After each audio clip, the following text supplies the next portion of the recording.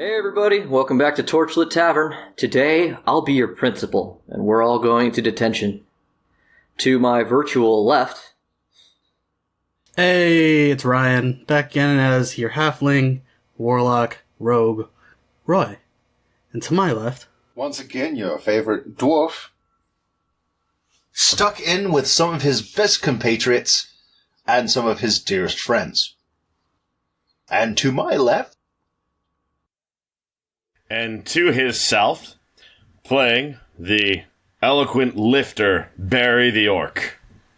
It is I, Mitch, and I have come here with the sole purpose of lifting things. He's very good at it.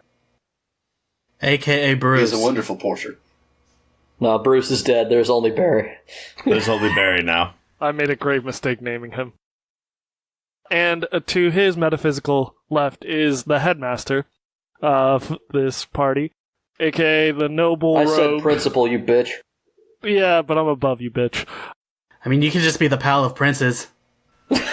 He is taller than Jay. That statement is true. Me and the princes don't hang out. I was just trying to help you out.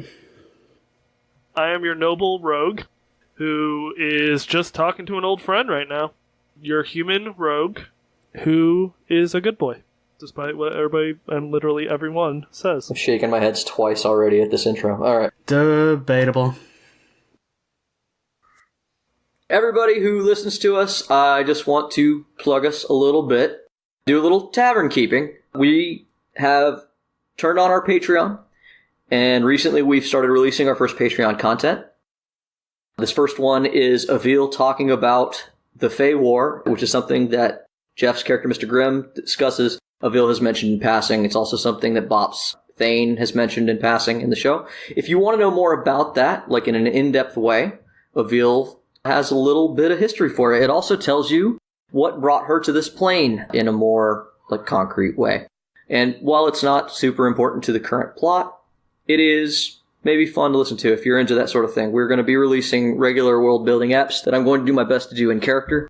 I also might release just discussions from me as the DM, because I've been playing in my campaign world with my friends for several years, and I might talk about an old campaign that's relevant, because one of the things that I do at our table is things that characters do affect my game world, and will bring you up to speed, so to speak, on my game world.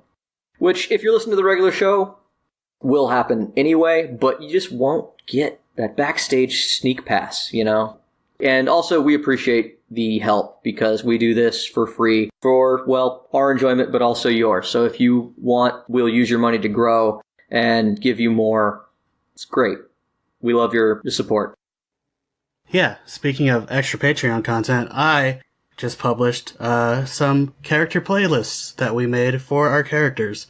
Definitely check those out as well. Only available to paying patrons. So if I get us a Patreon, I get warlock spells, yes. Right? Yeah, absolutely. If you pay our Patreon, very soon, very shortly, one of our representatives, maybe Pride if you're lucky. It's kind of like, first come, first serve.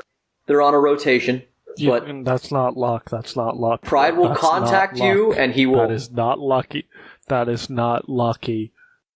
If you're lucky, it'll be Pride. Trust me. So what you're saying is for $20, we can make Bruce a warlock. Stop it. For $20 a month, you too can be an edgelord. As Bruce has called our warlocks before. Fuck off. Alright, so last we left off, you guys snuck into a school using fake IDs and spells to change your faces. I didn't. Bruce, who was under a different spell, had been turned into Barry, the lifter. Barry. Yeah, he lifts so good. Oh, I lift. And Barry, Mr. Grimm, Roy are not themselves at the moment. Mr. Grimm and Roy are currently two students of the school, which is to say they're, one younger man and one older man who's bearded. Roy is about a foot shorter than that man is supposed to be, because his spell only allows for a certain amount of height change. Bop is with them, and they have recently hijacked, essentially at knife point or spell point, one of the teachers who is an old friend, quote-unquote, of Bop's. And that teacher has done what they've asked and led them to a classroom filled with students and a teacher that he says will help them. But in the last episode, we ended with "Help! I'm being held captive by ruffians." And you guys find yourself in the backseat of a class as about 40 mages of varying power levels turn their heads to look at you. And we start the show back up with Professor Quark saying, "Do not harm my friend the dwarf!"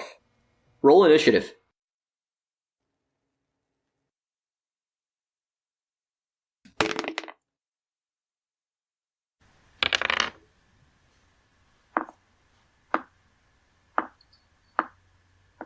I'm currently rolling for 40 mages.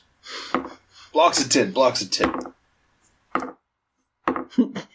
Nah, 40 different initiatives. The life of a DM is hard, baby. I didn't choose the DM life, the DM life chose me. Very quickly before we get into a fight, I say, "Ha ha ha! Good joke, Professor. We're just giving these new possible students a tour, isn't that right?" And I rolled a 12 plus 6 to persuasion. I lift things. So that's an 18. What's everyone's initiatives? 12. 11. That's an 18, damn it. Okay, 18, this is good. But I rolled a 16 for initiative. Okay, 18 persuasion, 16 initiative. Strana, what'd you roll, 12? 12. Mitch? 11. 11? Okay, so the teacher rolled higher than y'all, luckily, the main professor. There's a dwarf that is in the center of the classroom, because it's a big in the round. And he has one initiative. He was introduced to you by Quark as Professor Aegis Stratus, who immediately whips out his wand and covers his good friend Quark in a irresistible sphere. Before anyone else can act, though, it's actually Roy. 18 persuasion. 18 persuasion. Okay. Talking is a free action. Would you like to make an action with that? Because this is going to be before anyone can even react to your persuasion. No, I'm just going to try and look non-threatening. Okay. I'm just going to smile at his funny joke.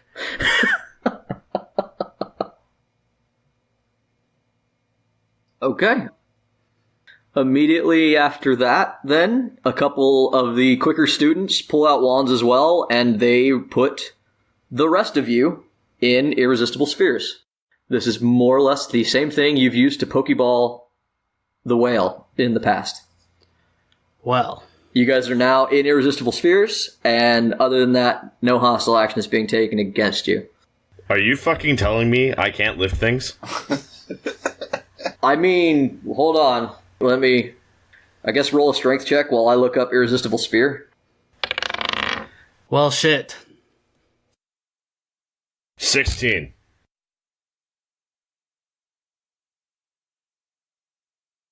Resilient sphere. My apologies. Barry attempts to lift the sphere.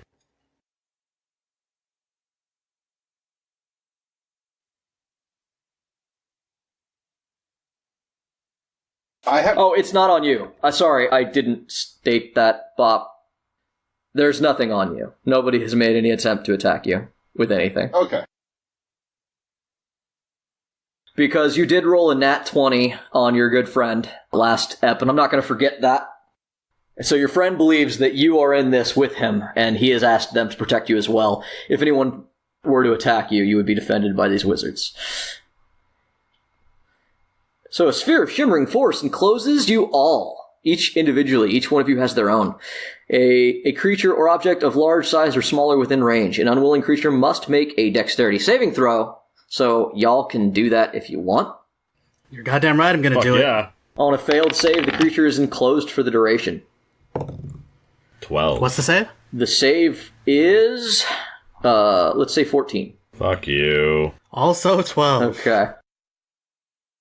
Nothing, not physical objects, energy, or other spell effects can pass through the barrier in or out, though a creature in the sphere can breathe there. The sphere is immune to all damage, and a creature or object inside can't be damaged by attacks or effects originating from outside, nor can a creature inside the sphere damage anything outside it. The sphere is weightless and just large enough to contain the creature or object inside. An enclosed creature can use its action to push against the sphere's walls and thus roll the sphere at up to half the creature's speed. Similarly, the globe can be picked up and moved by other creatures. So you're telling me that Barry tries to lift the spear, and then hamster balls his dumbass. yes, there is now a Barry rolling toward the teacher at the center of the room, as students dive to get out of the way. I like this. Is Barry yelling anything inside the sphere? Shit! Damn it! Crap! Sorry! Profanities ensue. So everybody failed their checks, right? We're all in spheres. Your new friend, quote-unquote, Quark, is smiling, self-satisfied at himself in his little bubble of go fuck yourself. And you guys are all, except for Bop, at the mercy of this classroom. And Aegis Stratus speaks up and he says, "Hey, lads. What do you mean by this, Quark? Who are they?" And Quark said, "These men accosted me in my lab. They were brought in with my good friend Bop, and they are not who they say they are. These are not students. I don't know about the orc. He lifts things very well." As you kind of come to a stop at the podium, just kind of crash into the podium in front of Aegis Stratus. It's like, oh, don't worry about him. He's just my porter. Okay. At which one of the students kind of looks at Aegis Stratus and at Bop, and Aegis Stratus kind of holds off on the student, like, don't do anything yet. And so he's like, "So, who's your friend?" And Quark says, "This is Bopadopoulos, a good friend of mine. They're trying to... Maybe we should speak in private with the headmaster." Aegis Stratus waves a bunch of the students, and everybody who's in a Pokeball gets sort of rolled toward the stairs, and then they throw you up on some tensors floating discs, like any excuse to cast a spell, these fucking wizards. As they're rolling me around, I'm just flipping everybody off. They can hear you, it's not silent in there. It's a silent anger. That's fine. I mean, I have nothing to say to these fools. It was a tour, damn it. It was a what? A tour. Okay. Bruce. Barry rolls himself. Barry rolls himself. Barry rolls himself. Anybody who tries to grab him. 24. 24 to strength check. Barry rolls himself. Are you rolling in the direction they want you to go?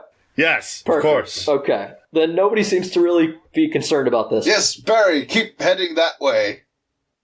Yeah, Bop and Quark and Aegis Stratus. Stratus tells his students that he'll be back, and then you guys are led to the stairway up the stairs. And Dylan, you and your good headmaster friend, Professor Horizon, your conversations interrupted as this strange procession of things comes up. A couple of students with their tensors floating discs dumping Thibbledorf and Barry and Mr. Grimm, who... Mr. Grimm would have not gone quietly. He tried to cast spells, and they put him in a ball of silence.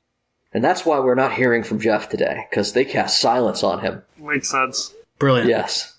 So in his sphere, it is quiet, and he's probably threatening or cursing Screaming, or doing, I'm sure. screaming, and, Something in Sylvan. Just wildly. gesticulating. Yeah, he's So casting hard. Circle of Death.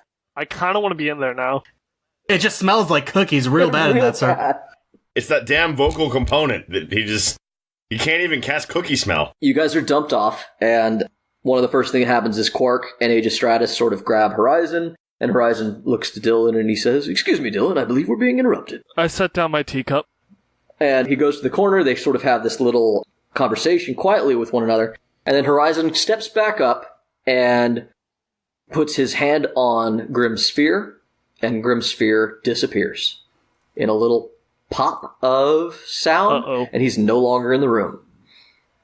Oh. My good friend Quark has told me that this being, who looks like one of our students, threatened his life and is not who he looks like. He's some sort of extraplanar or undead. So we have sent him to an extra-dimensional prison. So he sends the one who looks like Frederic away, and he says, "I understand that Frederic is not who he says he is. He's some sort of undead or extraplanar creature, and because Frederic and Thibbledorf are never away from each other, I'm assuming you are not who you are as well. Unless you wish to go to the same prison as he is, I suggest you take down your glamour." I drop it. Okay. Good boy. I act surprised. My jaw drops. He's working for his living. He's got his working boots on. I pour a fresh cup of tea and keep to my fucking self. Playing it safe and smart. I don't know him. I don't know him. I don't know him. Not my circus, not my monkeys. Oh, Dylan, I didn't see you there. Oh, hello, Papanopoulos. I didn't know you were visiting. I stopped in to talk to Quark here, my good friend. Oh. So, what brings you all here today? I lift things. What's an arm's reach? He does do this. Nothing, my friend. He's still in a circle. You're in a bubble. Well, shit. What's within an artery is just the edge of your bubble. Nat 20. Barry goes tumbling across the room like an idiot. Trying to go lift the table. Who he bumps into? He bumps into your table, Dylan. Roll a reflex save to save your tea. You motherfucker. Can you just let me have a nice thing? Never. It's Earl Grey, you son of a bitch. Nah, man, Earl Grey doesn't exist in my world. Come up with a new one. It's Duke Grey, alright? Duke Grey, got it. Duke Silver. I'm down with that. Yes! 16. That sounds like a bomb tea. Yeah, save your tea. Congratulations. So Barry's bubble is unnaturally large, correct? Yes. It is, yeah. For how Barry appears? Yeah, part of the spell is it only encompasses exactly enough to, like, do the person. Like, in a sphere, but that person. Yeah. So when I drop my glamour, does my sphere get smaller? Honestly, it should have been, by that logic, it was always, like, you looked cramped before. After he hits my table, I go, Master Lifter, can you please not hit the tea? Barry. Barry is cursing as he tries to stand back up. Can I let him out before he causes an issue? Not yet. No, I don't think so. And Aegis Stratus is just like, no, not, no. No, we're gonna get to the bottom of this before any spells are dispelled. That's probably the best choice. Headmaster Horizon looks at everyone, is like, are there any other spells on any of you that I should know about? Because it seems that I know how Irresistible Sphere works. You aren't the right size, and neither is the orc. Listen, I'll go get my rubber gloves.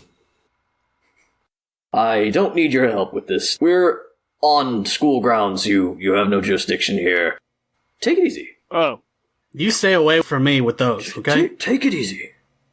Alright. Look, we can all be nicer people. You know, somewhat nicer people. How do you know Papadopoulos? Papadopoulos? He's a local merchant. I come from a merchant family? Didn't you come to dinner together? Yeah. Yes. We've known each other a little. For quite a while, actually. And you just happened to visit on the same day? Yeah, I wanted to talk to you, and he wanted to talk to Quark. Happy coincidence. I don't look down on poor fortune when I see friends. So you came together?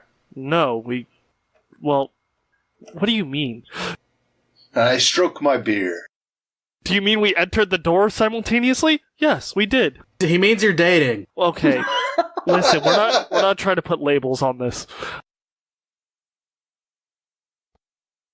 So the headmaster kind of looks at you in a way that you remember from schooling days. Because, like, once again, this is a character who knows you. Like, you spent some time together. I think that as his student, he's very aware of when you're being you. And he kind of gives you this look. And he's like, Dylan, you've been nervous since we started our conversation. Please, just... I'm nervous entering this room. Usually this is where I was reprimanded. Fair enough. I mean... Still not my fault. Anyway, and he turns to everybody. He's like, so, what happened is I understand that you accosted our teachers. I imagine you must have good reason to sneak into a mages college disrupting our classes. I suppose. Who wants to respond? Go for it, Pop. It's like, oh no, it's like, I was here to see Quark. I'd Barry here to just carry things. And, What possible reason could you want to see Quark and bring a porter? I lift things. Suffice to say, he does lift rather single-minded, that one. Yes, that is the definition of a porter. Suffice to say, I have a fairly nice little thing that does a genuinely wonderful job rebuilding things. I was talking to Quark about it. Dwarven nature it was.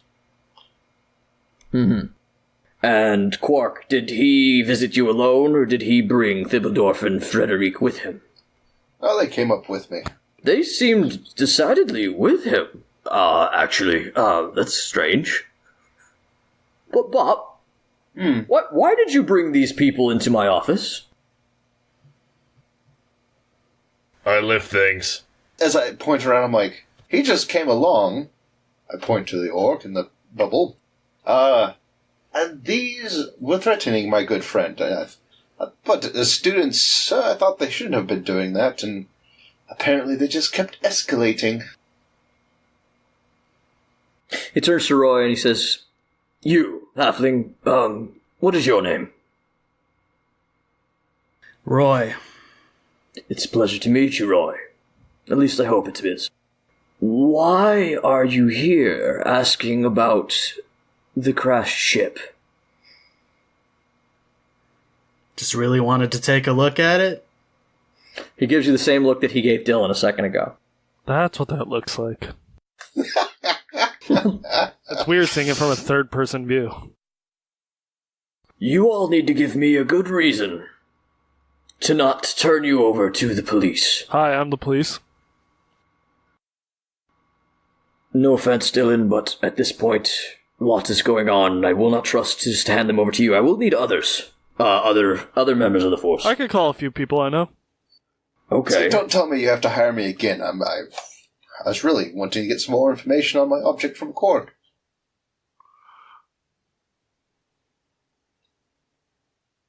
I'm just gonna look at Bob and look directly at Master Horizon and goes, I have no idea what he says 99% of my life with him. I believe he's referring to jobs he's done for you in the past. Anyway. No, Bob, I don't need new iron bars for the jail. Fair enough. Are you quite sure I could... Hex format. Very nice. So Horizon motions to Age of Stratus. He says, "Go, gather our professors, please. We're going to get to the bottom of this, and I think we're going to have to get the higher level spell slots out." Internally, should I just tell him? I'm motioning to Roy as everybody's looking away from me like, be honest, holy fuck.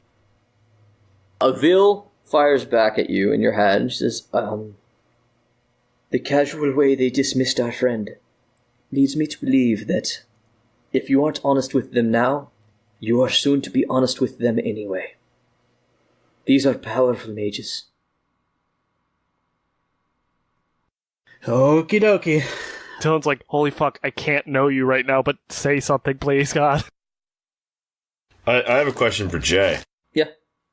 How does the untamed wild of the giants feel about being crammed in a tiny bubble? Is that going to cause me issues currently? Because Bruce doesn't care. Bruce has spent his life in a tiny box. Or jail. That's essentially Bruce's character choice at his inception, was he left the wilds to come to a tiny box of a city. But it's not just Bruce riding in the meat sack today. I think that you'd probably get, like, claustrophobic. You might try to break out. Contested will, if you'd like, or...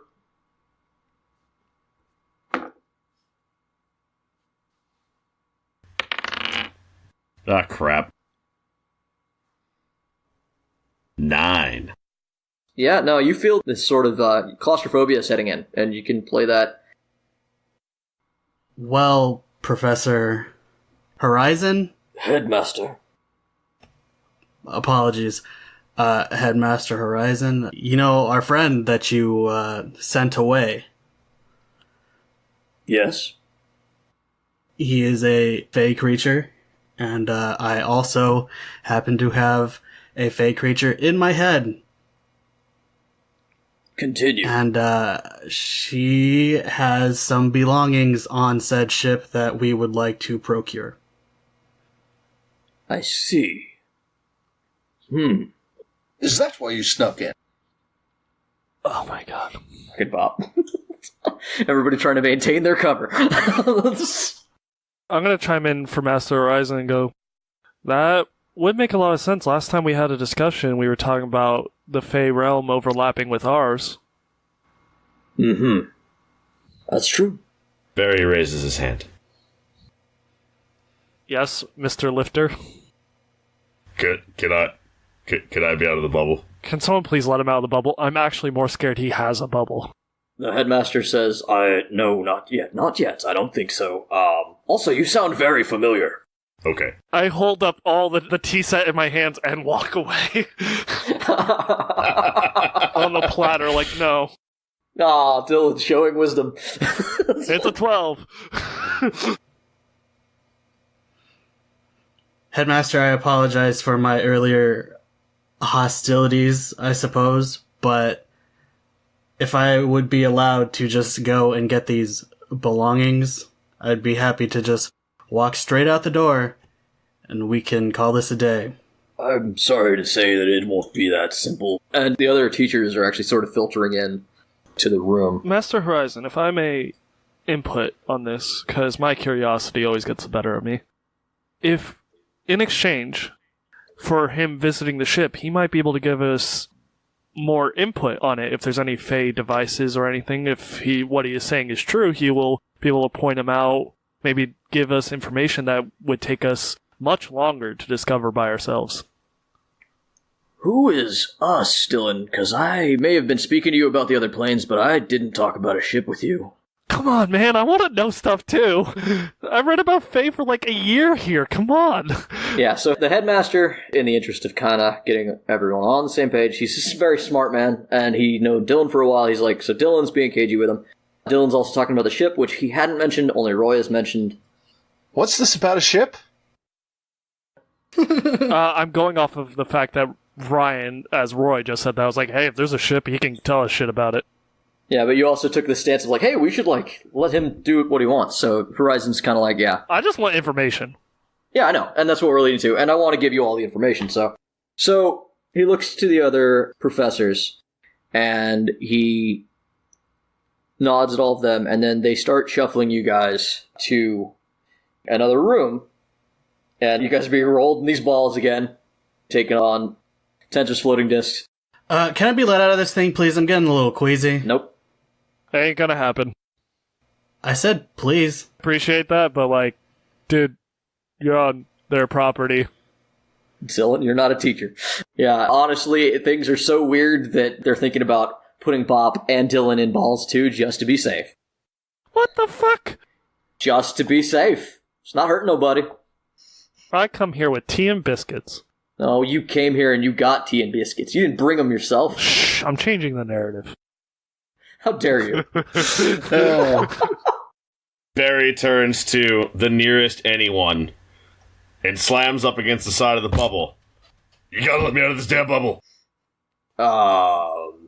And he begins, like, scratching at his skin. I was like, you do know he gets a bit claustrophobic, right? Was he scared of Santa Claus? Do we have a hold person spell, perhaps? That might work a little bit better with this one. So there's a wood elf standing on the other side of the bubble who's just sort of like shaking her head. Can someone at least carry me instead? Because I can't keep spinning around in this thing. Wait, these bubbles are really light, so I just pick up Roy's. They're not, actually. It doesn't say that they're lighter. Yeah, it does say that they're lighter. Yeah, that's why we went sailing through the air on an orca bubble. No. This one doesn't say that. That was a part of the magic item, but it says the sphere is weightless and just large enough to contain the creature. Yeah, the sphere is weightless. It was the first thing you just said. Yeah, but, well, it says the sphere is weightless, not that the person inside it is. Well, he's a halfling, so I pick up Roy. Yeah. Ouch. I mean, I'm inside the sphere is weightless. If it works the same way as the Pokeball does, then it should... Okay. I will point out that as time goes on, you guys notice that Aegis Stratus and another one of the mages that are keeping you in these spheres, you notice that they're very quietly, every minute, recasting this spell. They're very good at, like, timing it, so it's just, like resetting it. But, like, there's this flicker in the sphere at a very specific timing. Well, I carry the extra large beach ball that is Roy's to keep from puking in his ball. I said they were on Tetris floating discs, but that's fine. I figure out which one that not Bruce is in. Barry. Who's casting on the not Bruce. And accidentally stumble into him exactly Oh my god. when he casts it. What, you just push Bruce's ball or somebody else's? No, he just nudges the spellcaster to interrupt the spell. Oh. On the refresh. I quote, trip. Accidentally. Bruce's ball? Bruce's ball. Barry's ball. Alright. Barry's ball. Barry's ball is briefly not set again. You may react, but you've got literally just a moment to do a thing. Who is the closest person? That wood elf. Barry is now hugging them. Non-threateningly? Don't put me back in the ball! Don't put me back in the ball! Like a cat. Okay. So sorry about that. Roll me a charisma check, Barry. I don't add to that. 7. I was going to say, I'll help him out. +2. And then roll me a athletics grapple to see if they can extricate you from this wood elf. Probably not. 20. Yeah. Not a crit, but... Yeah. Wait, hang on, sorry. Sorry, 23. It's like a bunch of 5-year-olds trying to rip something out of their dad's hand that they want. It's not happening. She's like, hey, just get him off me. He's very large and strong.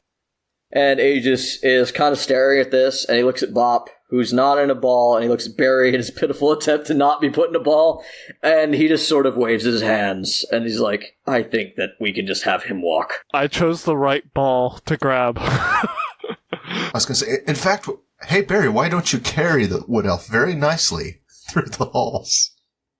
The wood elf is like, how about Barry does not?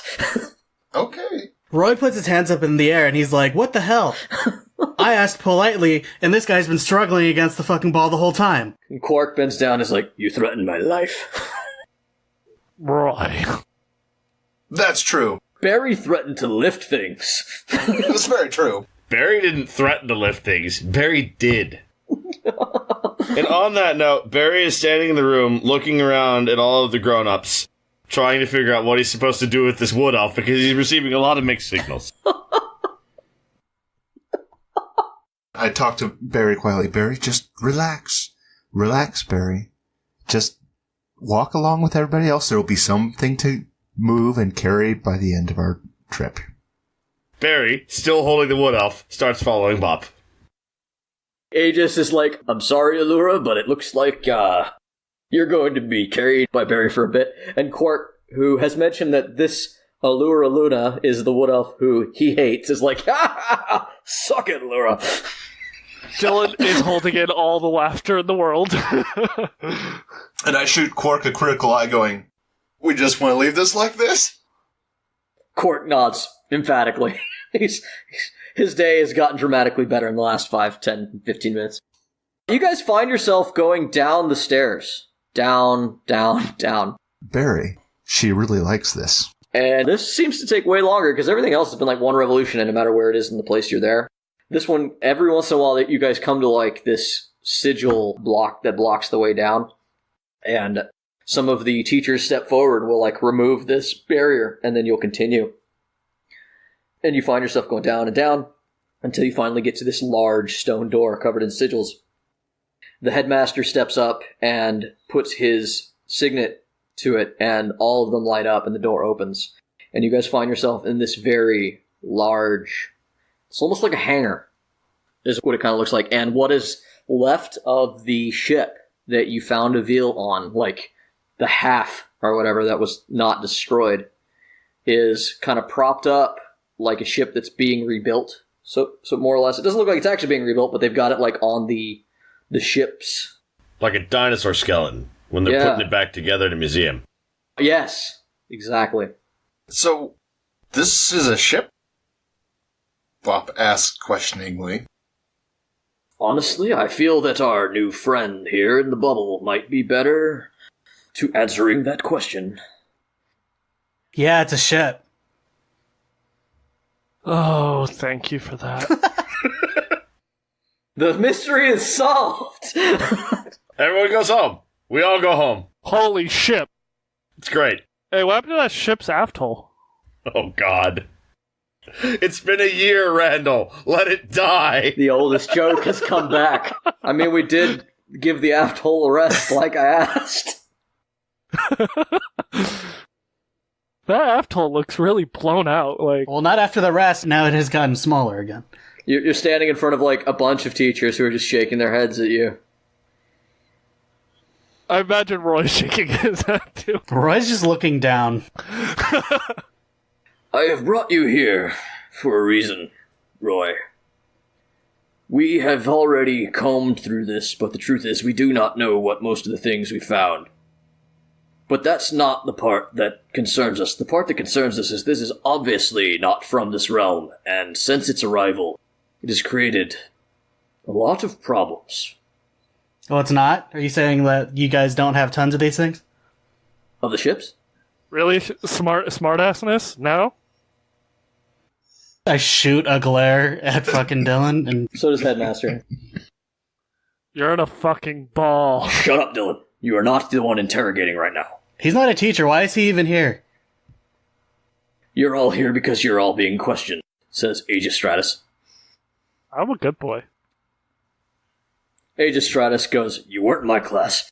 Do you mind if I look over the wreck? This is a shipwreck. Yes, we mind. We mind. Why are we even bringing them down here, Horizon? And Horizon says, because we have questions that need answers just as much as they do. So he goes over to this, let's call it a magical console. And he hits some buttons. It makes holograms, and like it brings up glyphs and things. And he starts looking through them, and he's like, ever since we brought this here, we've seen strange fluctuations in the planes. I've been talking about planar merging with you all, and some of you have dismissed me. But nothing has been a more concrete example of it than this ship. And finally, we have someone who claims to own this ship, and you just want me to what? Ignore it? And he turns to Roy, and he's like, are you aware that if you make any overt action, there are at least 3 members of this group that could instantly annihilate you? It's the reason I'm cooperating in the first place. And is that the only reason? Threat of death? Yeah. Solid reason. I think it's probably the one that is most forefront in his mind at the moment. It's pretty compelling, I've got to say. I set the beach ball down. He nods to Stratus, and Stratus gives him this real look like, no fucking way, but dismisses the bubble. And he says, we have much to talk about. Where is this from? Faye? Yes. And this ship from Faye, how did it get here? Nothing from Faye can cross over without being summoned. Who summoned it? Barry, in the back of the room, raises his wood elf. It wasn't me. Avil. Help me out. Because I don't know that. Avil tells you it wasn't summoned. We used a wish spell. Real quick, Jay, this whole time he talks, I'm going to be using insight, so if he lies, like, I'm checking everything he says, because this is my job. I'm not going to say anything out loud, I'm just doing it for personal reasons. Okay. I mean, if he lies, I'll make him roll a fucking check, and you can roll against that, so. Just wanted to make that clear. Fuck you. You sure you don't need this fixed? It's personal, man. And you wonder why he wants to stab you. Dude, it's not like I'm going to call you on it. It's more like, I don't know. That would be relationship growth if he doesn't call you on it. I know you lied. I'm gonna keep quiet. But I want you to know that I know. That you know, I know. You sure you don't need this rebuilt? Because I have a cracked crew. God. Dorf, shut up. Alright. I take a seat. It was wished here. Wished. The spell? She goes, technically, I tortured a genie? You what? Say that out loud. Oh, yeah. What? What are you talking about? Not you. Hold on. Who are you speaking to? Did I not tell you earlier that there's a fae in my head? Give me a second. I don't know a lot of these questions personally, so I'm going to need a second to relay them. The wood elf starts frantically waving her hand. Can you hug me a little less so I can do a thing? Barry, let's go. Alright, so the wood elf drops to the floor, walks over and casts a spell, and everybody can now see Avil. What? In the same way that Grim always does. There is a translucent, ghostly Fey lady standing with Roy. I'm uncomfortable with this. Bop's eyes get a little wider than normal. She's pretty. Yeah, you watch everyone's eyes go from looking at you to looking above you, like Grim always does. I'm here, by the way. That's true. I'm Barry. Hey, My eyes are down here. my soul is down here. And Avil sort of uncomfortably goes, oh,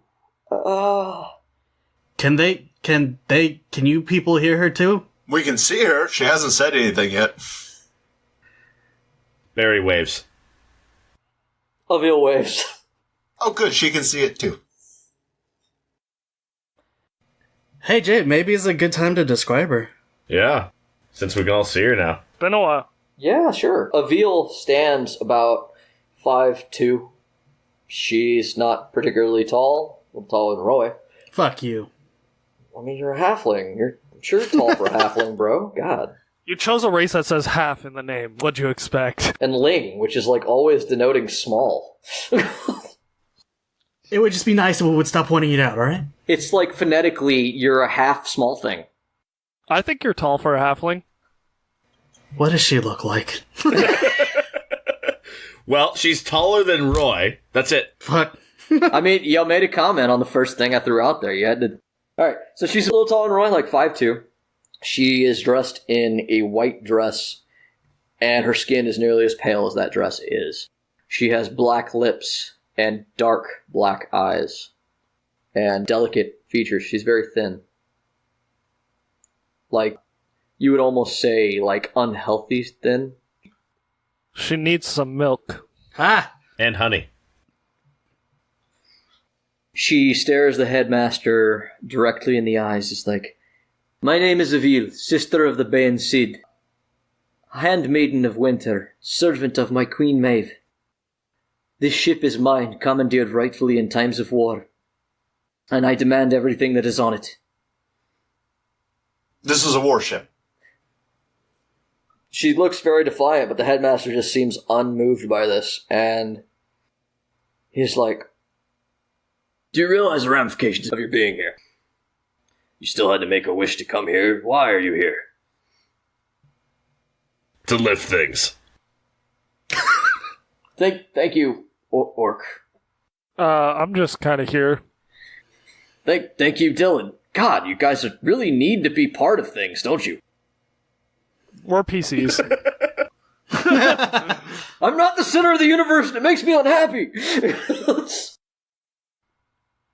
So, the headmaster looks at everyone, and in this moment, you see this weird, like, lightning crackling off the ship. It looks like he's going to say something. It's interrupted by this.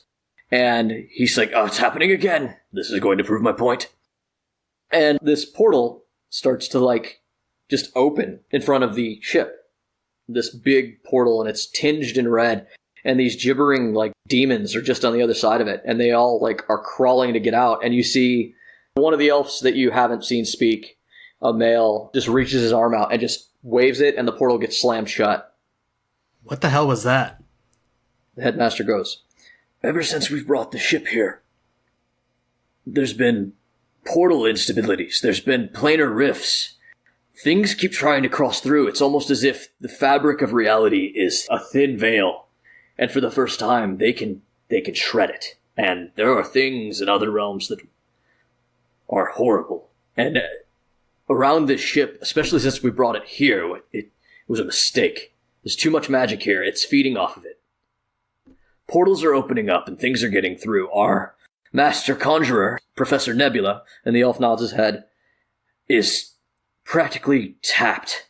Every day keeping these portals shut. He can't teach classes because he's been down here making sure that nothing gets loose. We should probably move this thing then.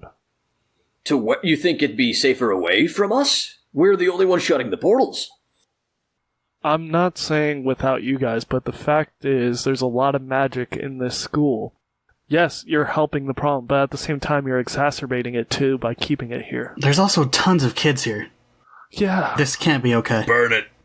Powerful students. Not all of them are children. In fact, most of them are not. We try not to accept children most of the time. The fact of the matter is, you have apprentice wizards here. Regardless of their power levels, they are apprentices. And this is Fae. This is dangerous to most magic users. It is not just Fae. You're saying that this is a Fae device, but what just tried to come through was from the void. Those were demons. Barry has pulled out his fire starter kit and is making his way towards the ship. Barry is going to fix this. I get in front of him. You were immediately put back in a bubble. I roll his happy ass backwards and then take my seat again. Bob looks oddly at Barry going, what? You were put in a bubble and rolled backwards, and Horizon says, we actually have run tests, and the wicker does not burn. Not easily. It can be burned, but we've tried all sorts of tests. If destroying it was that simple, it'd be one thing, but our concern, my concern, me and our Master Conjurer have discussed this, that this thing is from Fae. You've confirmed this, and we've gathered as much. But, according to the Master Conjurer, Professor Conjurer, can you explain it? I hand him a glass of water. Thank you, Dylan. No problem. So, Professor Nebula steps up, and he looks at this console, and he kind of brings up some, holographs to kind of help discuss his point. And you can tell he's a professor. He's used to teaching things. You're about to get Planar 101 from the professor. Knowledge. Yes, welcome to the school. And Professor Nebula says, okay, so I'm going to need to give you guys some basic understanding of the planes before we even begin. Not all planes are tied closely to ours. Some of our planes are distant things that are very difficult to reach without powerful magic. Other planes, such as the Feywild, are integrally tied with us. We have a coexistent relationship with the Fey, which makes some things in Fey easy to trans over. Small things like a fairy or a creature can just stumble into our world, and it's been documented that we've stumbled into theirs. It can happen. It's those fairy tales of people being lost by moonlight or traveling through a toadstool circle. They're just ways of describing this phenomenon. When the moon is full, we are closer to Fae. It's magic fluctuations. So that's not weird. But nothing humongous could ever cross over, and certainly not permanently. As soon as the moon waxes, they would go home, or vice versa, unless they were trapped there. We've heard stories of people going to Fae and never coming back, but we've never once heard of Fae coming here and not returning shortly. No Fae should be here this long, let alone this woman attached to this halfling. Meanwhile, we have an entire ship that is colossal on a scale that we've never seen, and it's here, in our realm, permanently. We believe that there are rules and things can come by. That's why when you summon something, it always returns. There's a timer, and there are rules set to put things back where they belong. And those rules can't be broken. It just, like we've tried. Through enough willpower, you can make something stay longer, but it always goes back. This ship, because it is so large, seems to have torn a very large hole in the fabric of our reality. I think that no matter where it is, there will be fluctuations. We don't know the full extent of it, and while you are right, Dylan, this might not be the best place to keep it. I don't know where would be better. We can create a joint outpost with the military and your college. Okay, what's that gonna...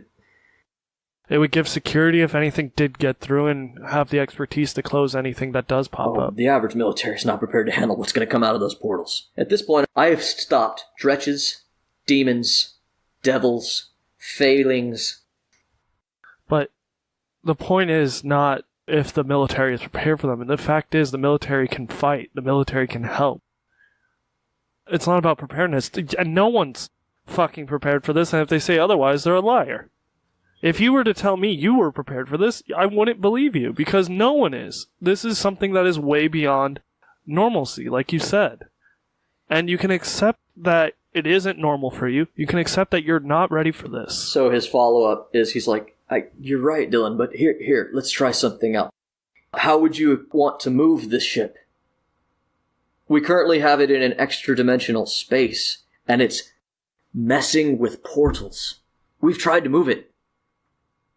There might be something that's the source of the power of this. I'm sure she can speak, or he can speak for that matter. I'm not an expert on that. And if we were to Dylan. He just stares at you. Like, he has this look on his face that he's trying to implore to you that these thoughts you're having, he's thought of. He appreciates your sentiment, but at the same time, come on, this is what I do. Barry, in the back of the room, who's been in the bubble for like 5 minutes again, loses his shit and begins thrashing around violently, because I failed another will save. Okay, let him out. Jesus Christ. So they do not let him out, because that is not something you'd want to do when somebody's panicking and that they don't know. They silence it. The silent, terrified screams of poor Barry as he rolls around the room. Poor Barry. He's like a shaken up soda pop. I smile and look back to the teachers. Anyway, our concern is that you're right, but we worry that it might be too late. This thing has been here for months, and it seems to only be getting worse. We aren't even certain that bringing it to this magical area is what caused the problem, and at this point, if it leaves the magical area, we might just be removing the only barriers keeping it in check. Master Horizon has been documenting weather patterns. We want to question the Fae about what is going on, because, according to the headmaster, our weather has been ridiculously out of control. It snowed last week, and today is a fine spring day. Which, I mean, weather can be out of control, but the combination that Fae may be in peril, along with this, we need more information, and we're not going to drop the only protections we have. I never know where to begin with people. There's so much that I would need to explain to you. Does anyone have any questions? So, Can I just get the stuff? was this a ship that went on the water? No. Avil shakes her head. Roy facepalmed. Okay, Avil's like, it flies. does it now? Interesting. Yes, some of them are even capable of planes travel. How does it fly exactly? Like I said, it's a stolen ship. This is a ship of Summer Court. I hijacked it. But it flies because of a bound air elemental. I take it that's not here then. No, I believe it was destroyed by Roy and Dylan. Oh. I'm sorry, what? Damn! Shortly before our meeting, there was an explosion. Well, how do you bind it into the ship then? I did not, so I do not know. To make it clear, not Roy, just Dylan. Oh my fucking god. Really, Dylan?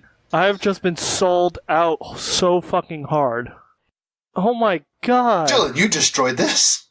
Guess who's in on it? Nope. You're welcome. Barry has made his way out of the silence bubble. It is now screaming, rolling around the room again. Barry, be calm, Barry, be calm! They cast silence on Barry again.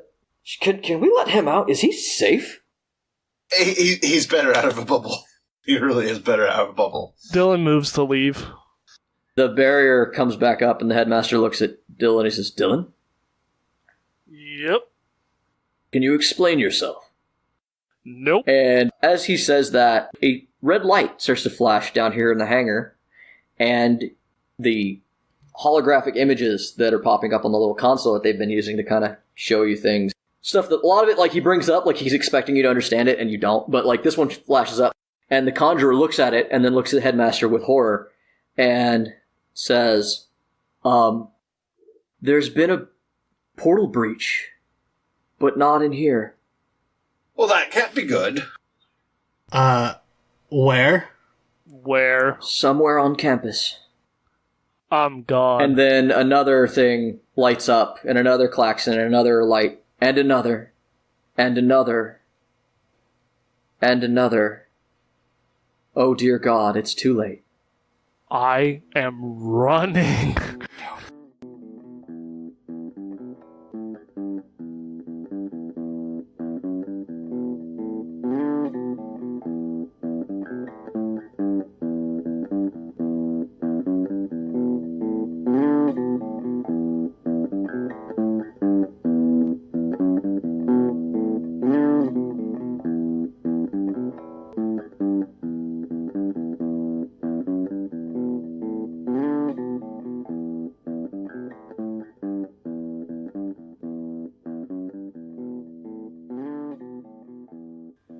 Hello, everyone, and thank you again for following us on our journey through another episode of Torchlit Tavern.